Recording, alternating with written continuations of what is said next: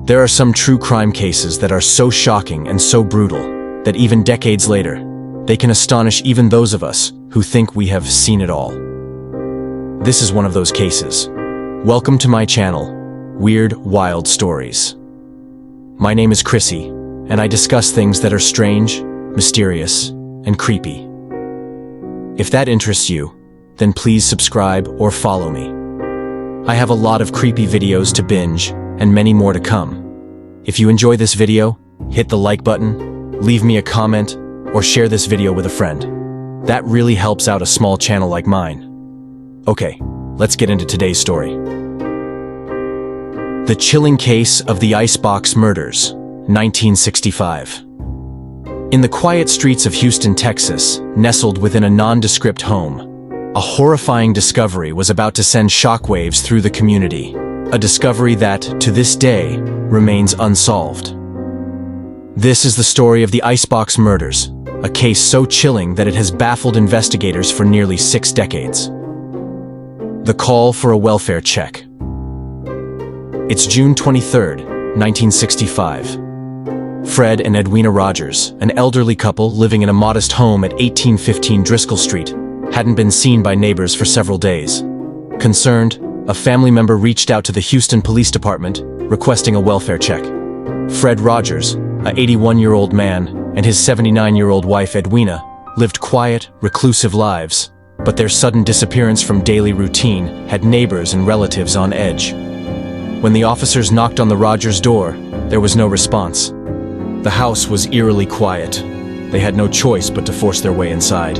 What they found that day would not only defy imagination, it would lead to one of the most gruesome, unsolved mysteries in Texas history, the horrifying discovery. The house was ordinary, almost mundane at first glance. There were no immediate signs of struggle or forced entry. But something wasn't right. The house had an unnerving stillness. The officers continued their search, making their way to the kitchen, where they noticed the refrigerator door was slightly ajar. The faint hum of the appliance filled the silence, and when they opened it, they were greeted with what appeared to be packages of freshly cut meat, stacked neatly on the shelves. At first glance, the officers thought it might be pork or beef. But as they examined the contents closer, they realized the grisly truth. The meat wasn't from any animal. It was human remains, cut, dismembered, and wrapped in neat packages. The remains belonged to Fred and Edwina Rogers. Fred and Edwin's heads were later found in the vegetable drawer, eyes wide open in an eternal stare of horror. Edwina's organs had been removed and flushed down the toilet, and her body had been similarly dismembered. The entire scene was a nightmarish vision straight out of a horror movie. But perhaps most chilling of all, their killer had taken the time to carefully butcher and store their remains. This wasn't a crime of passion, it was methodical, and the more investigators uncovered, the more terrifying the case became. The immediate suspect, Charles Rogers. Charles Rogers, the son of Fred and Edwina, was a 43-year-old reclusive man who lived in the attic of the Rogers home. Neighbors rarely saw him, and those who did described him as odd, secretive, and distant. He communicated with his parents mainly through notes slipped under the door. Some didn't even know he lived there. When police searched the house, they noticed something odd. Charles was nowhere to be found. His room was clean and orderly, but there was no sign of him. In fact, it appeared as if he had vanished without a trace. Naturally, he became the prime suspect in the brutal murders.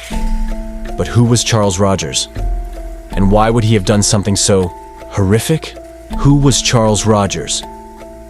Charles Frederick Rogers was a highly intelligent man with a background in nuclear physics. He had served in World War II as a pilot and later worked for Shell Oil as a seismologist, a career that required significant intelligence and skill. But in the years leading up to the murders, Charles had become more withdrawn and erratic. He abruptly quit his job in the late 1950s and began to isolate himself from the outside world. Despite his reclusive nature, Charles was known for his obsession with ham radios, and he was fluent in several languages. He rarely left the house, though some neighbors claimed to see him coming and going at odd hours, often at dawn or dusk.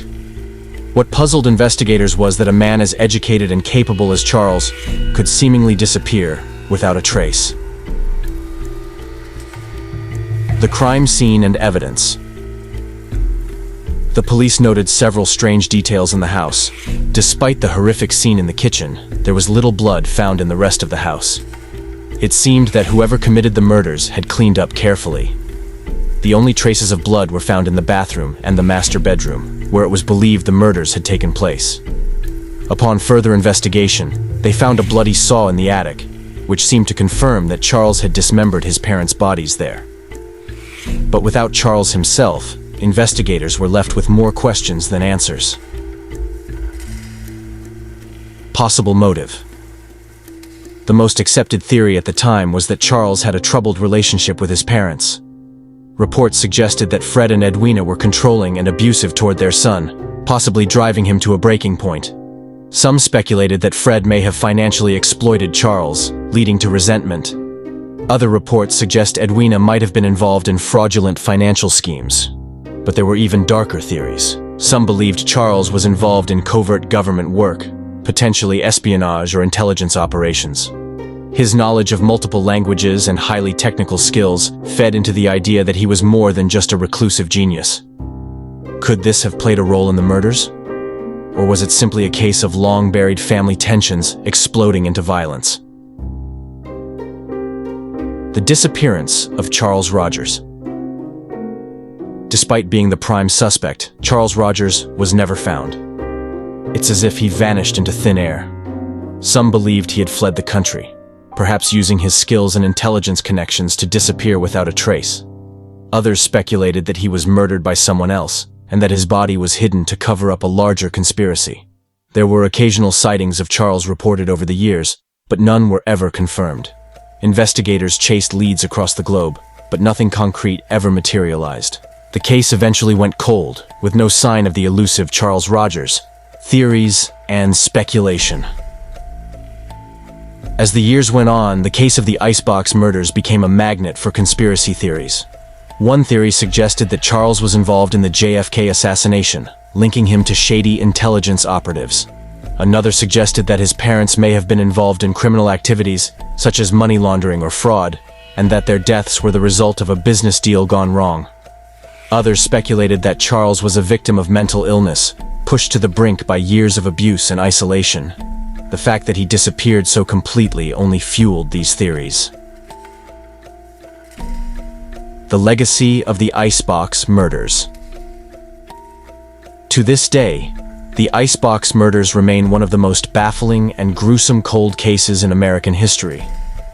No one knows what truly happened in that Houston home in 1965, or where Charles Rogers went after his parents' brutal deaths. The mystery of his disappearance continues to haunt investigators, with some believing he may still be out there, living under a new identity. The house on Driscoll Street was eventually torn down, but the ghost of the crime still lingers in Houston's collective memory. The story of Fred and Edwina Rogers, once ordinary elderly residents, has become a gruesome legend, one that continues to terrify and mystify those who dare to look into the case. As for Charles Rogers, he remains a ghost, his existence a mere shadow on the edge of one of the most chilling unsolved murders in history. Will we ever know the truth about the Icebox murders? Or is it destined to remain an unsolvable enigma, forever frozen in time?